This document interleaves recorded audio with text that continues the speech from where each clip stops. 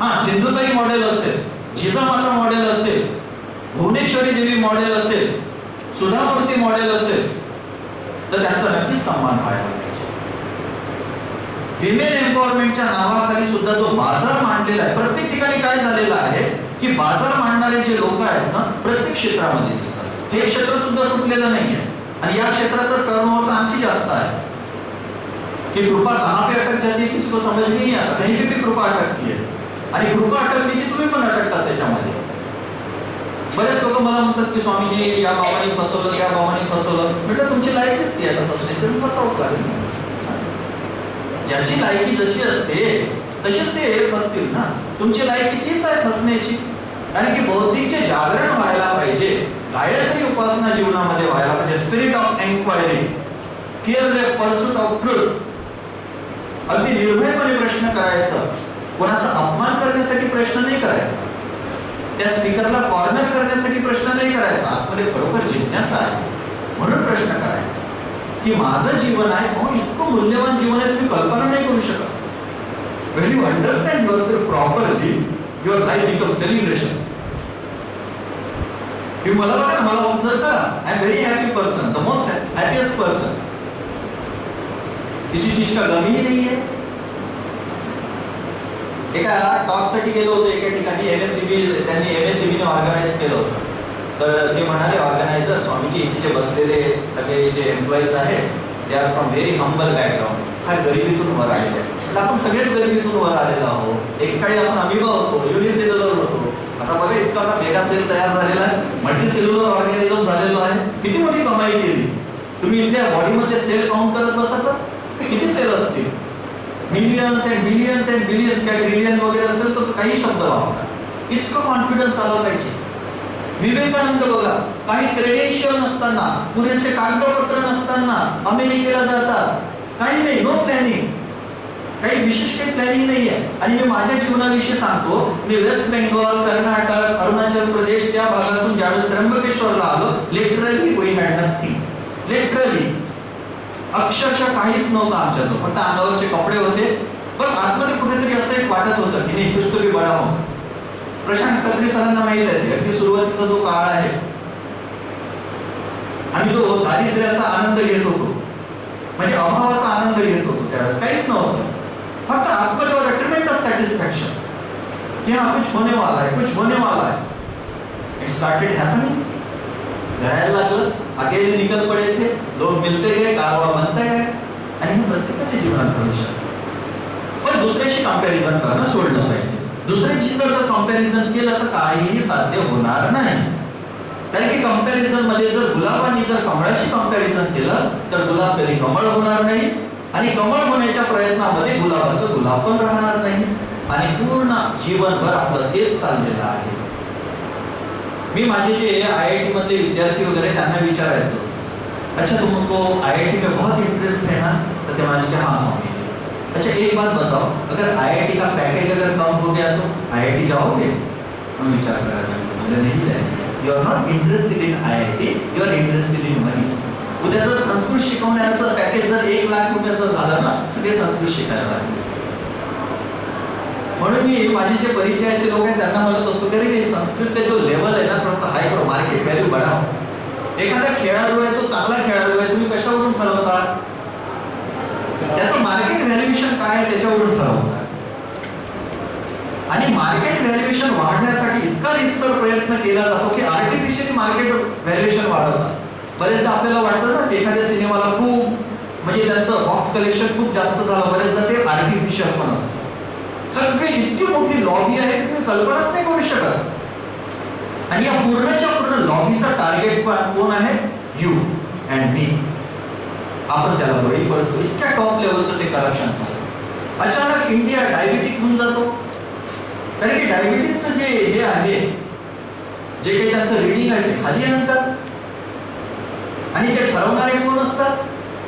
Top लेवलच्या pharmaceutical company ते ठरवतात की ब्लड प्रेशर या पर्टिक्युलर लेवल पर्यंत आलं तर is a patient of blood pressure. Who has decided? म्हणजे सगळं अखंडपणे काय होतंय की तुमच्या आतमध्ये भीती निर्माण केल्या जाते. आणि fear is not good for life. हे अगदी वाक्य लिहून fear is not good for life. म्हणजे मंदिरात सुद्धा भीतीपोटी कधीच जाऊ नये. मी तर भीतीपोटी मी श्रावणात तर मंदिरात जातच नाही. म्हटलं माझा पुण्याचा बॅलन्स इतका जास्त आहे की सरप्लस पुण्य आहे माझ्याकडं. पुण्य इतकं पुण्य काय करायचं आहे. मी त्र्यंबकेश्वरला राहतो पण श्रावणामध्ये जाणार नाही. हा, तुमच्यासारखे धार्मिक लोक वगैरे आले मला घेऊन जाण्यासाठी जाईल, कारण की तुमच्या प्रती माझं प्रेम आहे. आणि शिवाशी माझे रिलेशन चांगलेच आहे ऑलरेडी. हे नेव्हर मिसअंडरस्टँड्स मी. कारण की खूप जुनी मैत्री आहे ना, खूप जुना परिचय आहे शिवाचा आणि माझा. आणि आपल्या सगळ्यांचा परिचय असला पाहिजे ना. त्या जगदंबेचा आणि आपला जो परिचय आहे फार जुना परिचय आहे. Fear is not good for life. लिहिलं का सगळ्यांनी.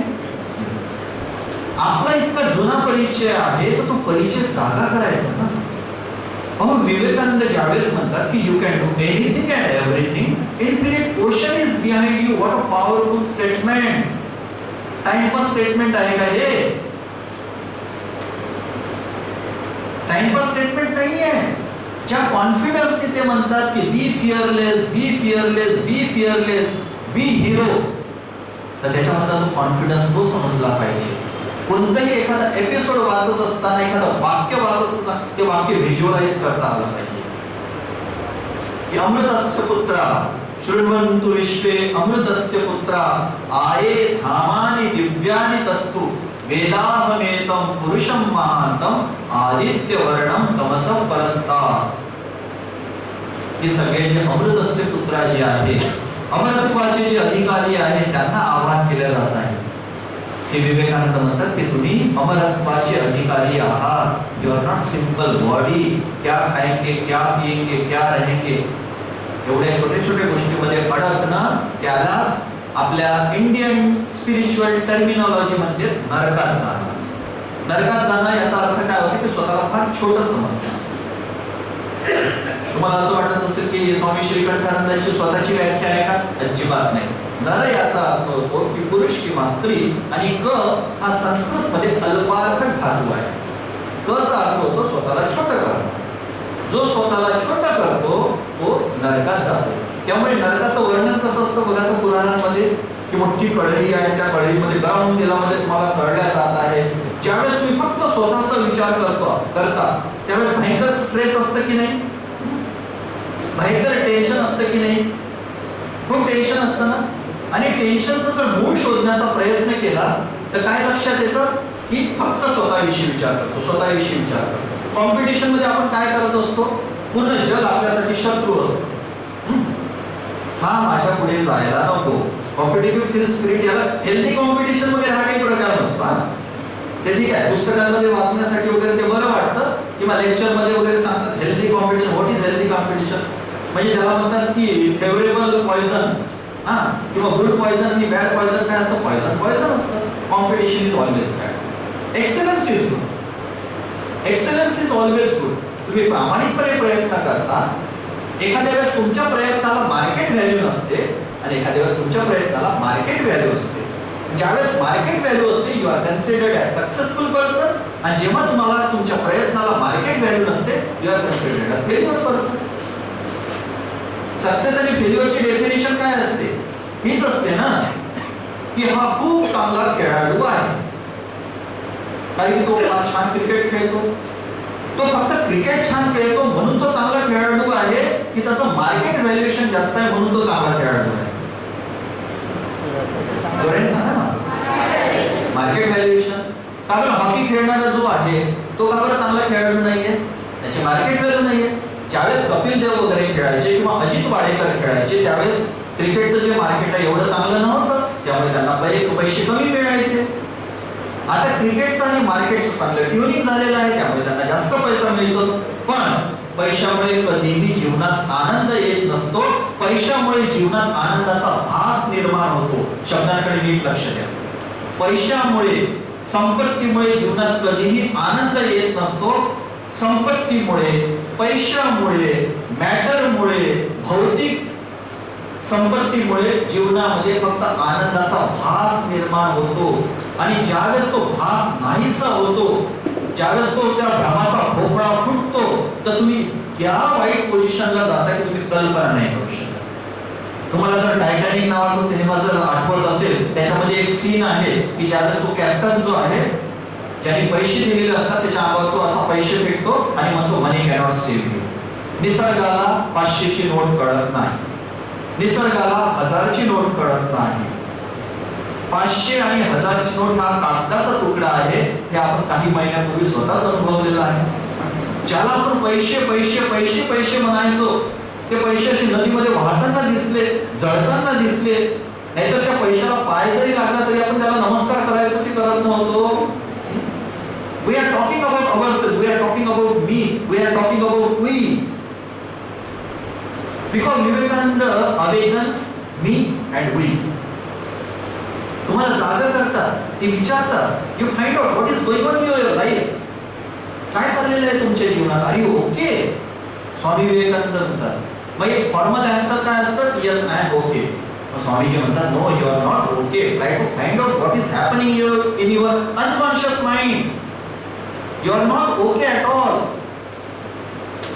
You find out how much dirt is there inside. स्वच्छता अभियानाची गरज आहे आतमध्ये. मग विवेकानंद तुम्हाला जागा करतात. त्यामुळे ते वारंवार जे म्हणतात ना की arise awake and stop not till the goal is reached. 500 आणि 1000ची काही किंमत नाही हे आपल्याला सुद्धा कळतं आणि निसर्गाला तर अजिबात 500 आणि 1000ची नोट कळत नाही. त्याचं उदाहरण म्हणून सांगतो, कारण की तुम्हाला काही कॉन्क्रीट रिझोल्युशन घ्यावे लागतील. आपल्याकडे पैसा आहे म्हणून आपण सहजपणे पाण्याची बाटली विकत घेतो, ही टेंडन्सी आलेली आहे प्रत्येकाच्या, जवळपास प्रत्येकाच्या डोक्यात आहे.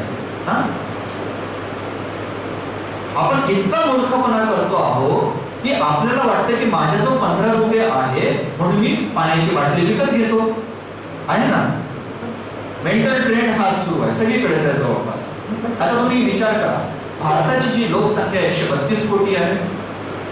15 रुपये फार मोठी गोष्ट नाहीये, बरोबर आहे, पण 132 कोटी लोकसंख्या आणि प्रत्येकाने रोज एक प्लास्टिकची बाटली विकत घेतली. 132 कोटी गुणिले 365 किती होतात बघा. आणि थोडंसं व्हिज्युअलाइज करा, 132 कोटी गुणिले 365, एक लिटरच्या बाटल्यांचा असा ढीग तयार झालेला आहे. व्हिज्युअलाइज करा. I am giving you time. Visualise करा किती मोठा ढीग दिसतोय. वर्कशॉप सुरू आहे. वर्कशॉप आहे. वर्कशॉप मध्ये जे अभिप्रेत असतं, तुम्हाला काहीतरी प्रॅक्टिकल टिप्स मिळाल्या पाहिजे, त्याला वर्कशॉप म्हणतात. किती मोठा ढीग होतो आहे. येस, खूप मोठा. म्हणजे तरी सांग ना ही जी बिल्डिंग आहे या पर्यंत की त्याच्या वरच्या 2 मजले 3 मजले. जो नाही बोलायचं, एक मोहल्ला. खूप मोठा ढीग. व्हिज्युअलाइज करा. तुम्हाला दिसत आहे हा जो नाश आहे, आपला नाश आहे. मी तर फार मिनिमम घेतलेला आहे. 1 लिटर पाणी पित नाही फक्त. यापेक्षा बघा मी जे करतो ते सांगतो. माझ्यासोबत पाण्याची बाटली असते, स्टीलची बाटली असते, मी नेहमी कॅरी करत असतो आणि आपल्या परीने पूर्णपणे प्रयत्न करतो की मी प्लास्टिकची बाटली वापरणार नाही. मी कमीत कमी पाणी तरी विकत घेणार नाही. तिथे सिंपल सोल्युशन असतं. एक तुम्ही सॉफ्ट ड्रिंकची बाटली विकत घेण्यापेक्षा खिशामध्ये एक लिंबू ठेवला आणि छोटीशी मिठाची पुडी ठेवली किंवा ते दुसरं जे मीठ येतं ते मीठ जर ठेवलं. तुम्हाला कधी तहान वगैरे लागली किंवा इच्छा झाली की थोडंसं काहीतरी असं वेगळं घ्यावं आणि तो लिंबू पिळला आणि प्याला. किती सोपं आहे, सो सिंपल. पण तसं होत नाही, कारण we are intellectually bankrupt people. आपण प्रत्येक गोष्ट स्टेटसची जोडलेली आहे. मला एका मुलांनी के बाग इंजिनिअरिंग कॉलेजमध्ये प्रश्न केला होता की स्वामीजी मग काय आपण पिझ्झा खाऊ नये काय, पिझ्झा खाणं वाईट आहे का? म्हटलं पिझ्झा खाणं वाईट नाहीये. पिझ्झा तुम्ही खाताना तुम्ही त्याला स्टेटसशी जोडतात ते चुकीचं आहे. तुम्ही पिझ्झा खात नाहीये, तुम्ही स्टेटस खाता. पिझ्झा अजिबात खात नाहीये, स्टेटस खाता आहात तुम्ही. आणि पिझ्झाची तुम्ही जर न्यूट्रिशन व्हॅल्यू जर काढली तर त्याच्यापेक्षा चांगलं न्यूट्रिशन आणि प्युअर न्यूट्रिशन असलेले बरेचसे प्रॉडक्ट्स आहेत. भारतामध्ये किती स्टेट्स आहेत, किती राज्य आहे भारतामध्ये? 32 ना, 29. आता 29 स्टेट्स आहेत. त्या 29 स्टेट्स मधल्या 2-2 तर स्पेशल डिशेस असतील की नाही? आता 29 into 2 जवळपास 60 डिशेस भारतातच अवेलेबल आहेत. तुम्हाला कशाला बाहेरची एक नवीन डिश पाहिजे हो? कशाला तुम्हाला पिझ्झा पाहिजे आणि कशाला तुम्हाला बर्गर पाहिजे? भारतामध्ये नाही इतकं छान ठेचा आहे, इडली आहे, डोसा आहे, उत्तपम आहे, रसगुल्ला आहे, गुलाबजामुन आहे, समोसा आहे, वडापाव आहे, आणखी काय पाहिजे? नाही तुम्हाला गंमत वाटतंय की तुम्हाला याच्यामधला सिरियसनेस लक्षात येतोय का? इंटरनॅशनल मार्केट तुमच्यावर आक्रमण करताय. हे पूर्णपणे इंटरनॅशनल मार्केटिंग स्ट्रॅटेजी आहे. आता अगोदर जसे ब्रिटिश आले आणि त्यांनी दृश्य आक्रमण केलं, हे अदृश्य आक्रमण सुरू आहे. हे इंटेलेक्च्युअल इनोव्हेशन सुरू आहे, इंटेलेक्च्युअल आक्रमण सुरू आहे. तो डायरेक्ट व्हायरस जो आहे तुमच्या इंटेलिजन्स सिस्टम मध्ये इंजेक्ट करताय आणि तुम्हाला कळत सुद्धा नाही की केव्हा व्हायरस शिरला म्हणून तुमच्या सिस्टम मध्ये. तुमच्या सिस्टम मध्ये म्हणजे स्वतःशी जर तुम्ही तुलना केली, कॉम्प्युटरशी स्वतःची तुलना जर तुम्ही कॉम्प्युटरशी केली, तर तुमच्या या सिस्टम मध्ये केव्हा व्हायरस शिरला, चांगल्या लोकांना कळत नाहीये की आपल्या सिस्टम मध्ये केव्हा व्हायरस शिरला. आणि व्हायरसचा काय अर्थ होतो? व्हायरस हे ॲब्रिव्हिएशन आहे. जे कॉम्प्युटरचे स्टुडंट असतील त्यांना माहिती असेल, व्हायरस हे ॲब्रिव्हिएशन आहे. कशाचं ॲब्रिव्हिएशन आहे? VIRUS. What is the meaning of VIRUS? Vital Information Resource Under Siege. Vital Information Resource Under Siege. जी महत्त्वाची जी माहिती आहे, ज्यावेळेस कॉम्प्युटर मध्ये व्हायरस शिरतो तो काय करतो? पूर्ण जी माहिती आहे ना, पूर्ण जी इन्फॉर्मेशन आहे ती पूर्ण करप्ट करून टाकतो.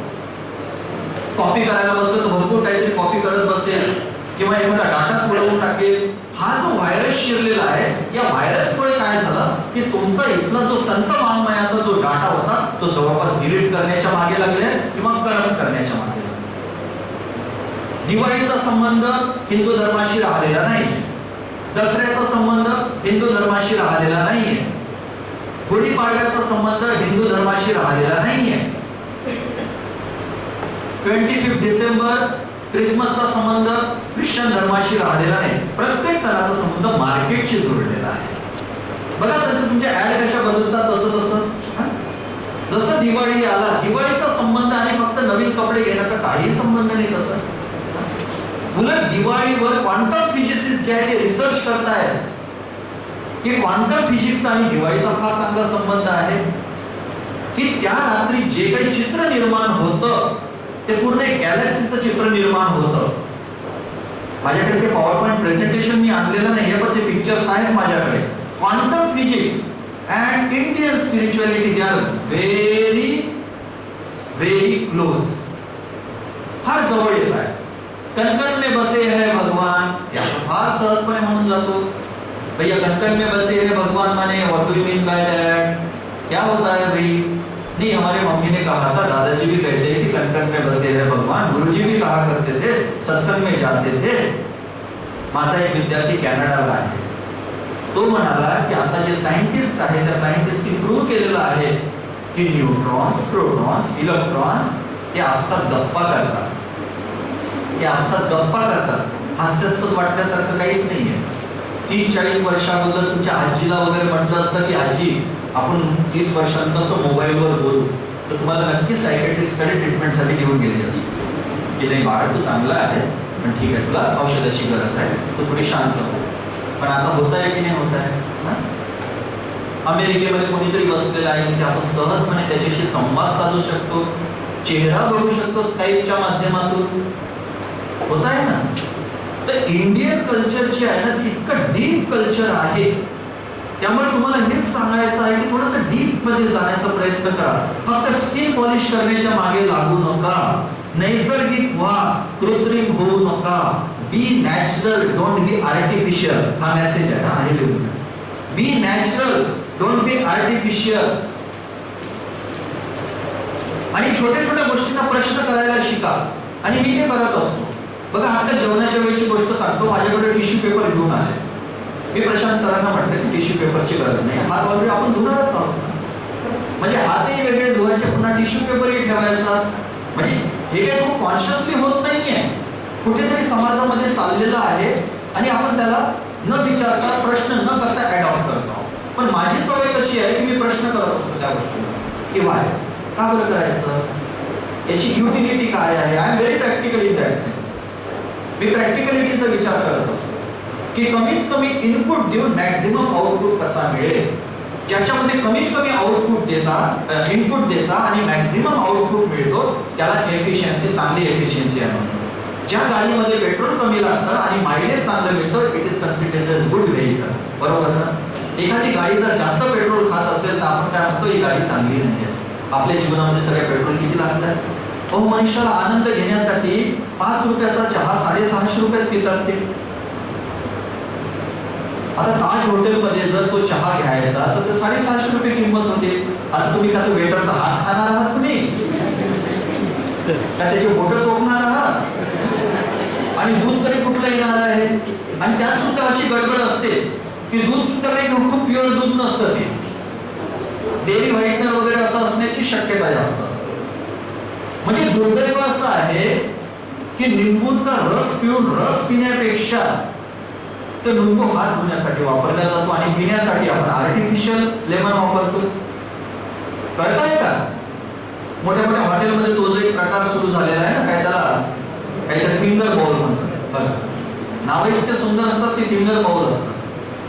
ती इतकं चांगलं नॅचरल लेमन आहे, ते लेमन पिळायचं आणि त्याच्याने हात धुवायचे आणि प्यायसाठी काय लेमनची बॉटल मागायची. त्याच्यामध्ये नक्कीच फ्लेवर असतो. कुठे चाललेलं आहोत? बर्ट्रांड रसेलचं एक पुस्तक आहे, the impact of science on society नावाचं. त्याच्यामध्ये ते म्हणतात, unless man grows in wisdom as much as in knowledge, the increase of knowledge is increase of suffering only. जर जीवनामध्ये समजूतदारपणा नसेल तर टेक्नॉलॉजी किंवा तुमचं तथाकथित जे सायन्स आहे ते अधःपतनाकडेच घेऊन जातं.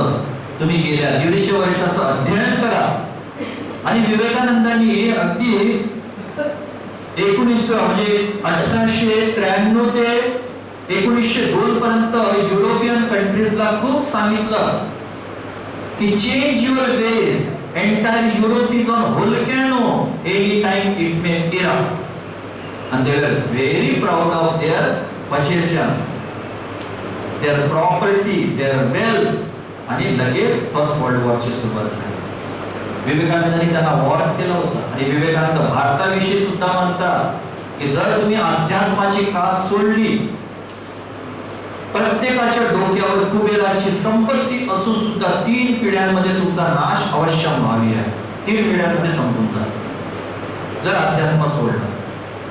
ज्ञानेश्वर माऊलींचं ज्या ओव्या आहेत त्या हृदयामध्ये उतरल्याच पाहिजे की देवाची द्वारी उभा क्षणभरी